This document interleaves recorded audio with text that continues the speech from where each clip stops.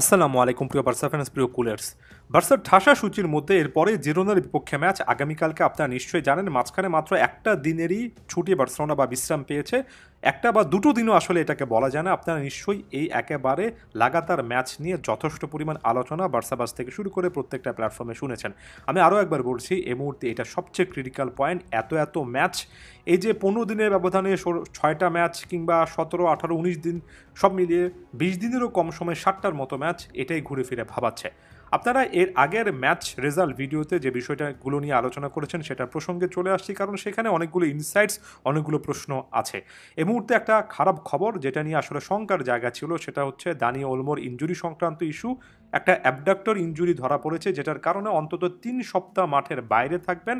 এবং এটা বার্সেলোনা নিশ্চিত করেছে 3 সপ্তাহ মানে রিকভারি ফেজ মিলিয়ে এবং আস্তে আস্তে পূর্ণাঙ্গ ফিটনেস মিলিয়ে আমার কাছে মনে হয় 1 মাসের জন্য মাঠের বাইরে চলে গেলেন। এটাই ভয় ছিল। এবং এ মুহূর্তে দানি ওলমোর ইনজুরি পড়াটা বার্সার জন্য সব দিক থেকে ভয়ঙ্কর একটা খবর, খারাপ একটা খবর। তবে এগুলো মেনে নিয়ে কিন্তু সামনে এগোতে হবে। এই ব্যাপারগুলো আমরা অনেক আগে থেকে আলোচনা করেছি, এগুলো আগে থেকে অ্যাড্রেস করা ব্যাপার। এই মুহূর্তে প্রায় অল রাইট, সব কিছু খুব ভালোভাবে চলছে বার্সার সামনে। নিজেদের ইনজুরি সামলে নিজেদের স্কোয়াডটাকে পূর্ণাঙ্গ ফিট রাখাটাই সবচেয়ে বড় চ্যালেঞ্জ। একই সঙ্গে আমি আপনাদেরকে আরও একটা ইনফরমেশন বা কি একটা নোটের দিকে ইঙ্গিত করতে চাই। দেখুন, দানি ওলমোর এই ইনজুরিটার পরে যখন তিনি মাঠ ছাড়ছিলেন, পরবর্তী সময়ে কিন্তু অনেকেই বলেছেন যে বার্সার মেডিকেল টিম থেকে বলা হচ্ছে, তারা ধারণা করছেন এটা খুব গুরুতর ইনজুরি হবে না এবং খুব বেশি দিন মাঠের বাইরে থাকতে হবে না। অনেক প্ল্যাটফর্মে এটাকে আপডেট আকারে আমি কিন্তু বাংলাদেশে দেখেছি। ইনজুরি সংক্রান্ত ব্যাপারগুলো নিয়ে আমি ক্লিয়ার কাটভাবে বলি, শুরুতে দেখতে যাই মনে হোক না কেন এটা আসলে কতটা প্রবল সেটা একটা মেডিকেল টেস্টের আগে বোঝা যায় না যে কোনো ইনজুরি ক্ষেত্রে। তাই আমি প্রাথমিকভাবে কি বলা হচ্ছে সেটা খুব একটা বেশি ফোকাস করতে চাই না। বারবার করে বলি যে মেডিকেল রিপোর্টের পরে বোঝা যায়, সেটার আরও একটা প্রমাণ কিন্তু এখানে থাকলো। এই মুহূর্তে জিরোনা কিংবা পরবর্তী সময়ে অ্যাথলেটিকো মাদ্রিদের বিপক্ষে যে কোপা দেল রের আরও একটা খুবই ক্রুশাল ম্যাচ রয়েছে, সেকেন্ড লেগের ম্যাচ, সেটা নিয়েও কিন্তু কথাবার্তা বলা যায়। তবে তার আগে এমন সিচুয়েশনে আমরা, বা বলা উচিত আমাদের কোচ হ্যান্সি ফ্লিক যেভাবে ওয়ান ম্যাচ এভাবে অ্যাপ্রোচে আগাচ্ছেন সেটাই ভালো। যথেষ্ট বিকল্প কি আছে আমার কাছে মনে হয়, খুব বেশি না থাকলেও কিছুটা হলেও কিন্তু রোটেশন এখানে করা যায়। যেমন রোনাল্ডো আরাহু ফিরে আসছেন, মাঝখানে একটা ম্যাচে কিন্তু বিশ্রাম পেয়েছেন, তাকে এই ম্যাচটা খেলানো যায়, পরবর্তী ম্যাচের জন্য ফ্রেশও রাখা যায়, সেক্ষেত্রে বদলি হিসেবে নামানো যায়।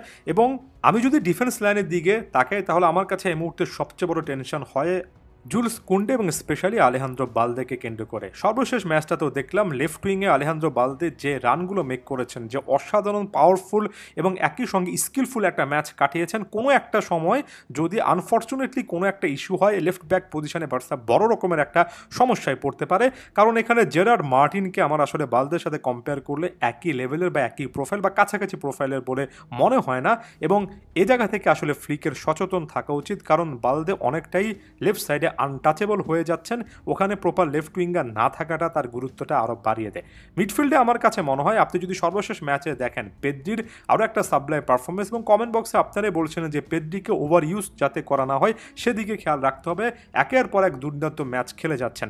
তবে এটাও সত্য, পাবলো তোরে যেভাবে বদলি হিসেবে নেমে খেলেছেন, ফেরমিন লোপেস যেভাবে খেলেছেন, গাভি যেভাবে ইনজুরি কাটিয়ে ফিরছেন, এখানে কিন্তু বিকল্প অপশনগুলো আছে, এদেরকে যতটা সম্ভব রোটেট করা উচিত। স্টার্টিং লাইনআপে ফেরমিন লোপেস, পাবলো তোরে এমন টাইপের প্রোফাইল যদি লা লিগার ম্যাচে দেখি, আমি খুব অবাক হব না। তাদের সেই কোয়ালিটি আছে বলে আমি বিশ্বাস করি।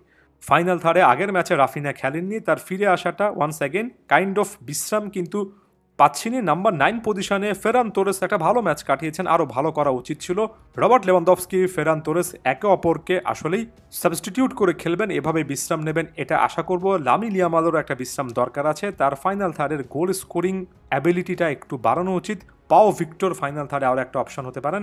আনসু ফাতিকে কেন্দ্র করে ফ্লিক ক্লিয়ার কাটভাবে খুব একটা বেশি আসলে সুযোগ দেওয়ার পক্ষপাতে এখন নয়। সর্বশেষ ম্যাচে নাকি ওয়ার্ম আপ থেকে ডিরেক্ট তাকে ডাগ আউটে চলে যেতে বলেছেন, এবং সব মিলিয়ে আনসু ফাতিকে কেন্দ্র করে ফ্লিকের কিছুটা হলো যে অনীহা, সেটা স্পষ্ট বোঝা যাচ্ছে। তবে আমার কাছে মনে হয় এমন ক্রিটিক্যাল সিচুয়েশনে ফাতির মতো একটা অপশনও কিছুটা হলো 10-15-20 মিনিটের জন্য হলো কাজে লাগানো উচিত। কারণ প্রাইম টার্গেট এটা হওয়া উচিত যে সিজনের যত ক্রুশাল ম্যাচ আছে সামনে, স্কোয়াডে ইনজুরি, কার্ডজনিত সাসপেনশন এগুলো যাতে কম হয়, এটা যদি বার্সা ঠিক রাখতে পারে, এখনও মনে প্রাণে বিশ্বাস করি এই সিজনটাতে রেজাল্টের দিক থেকে, ট্রফির দিক থেকে বার্সার আসলে খুবই খুবই ভালো একটা পিরিয়ড কাটানো উচিত। আদিওস ভিস্কা এল বার্সা।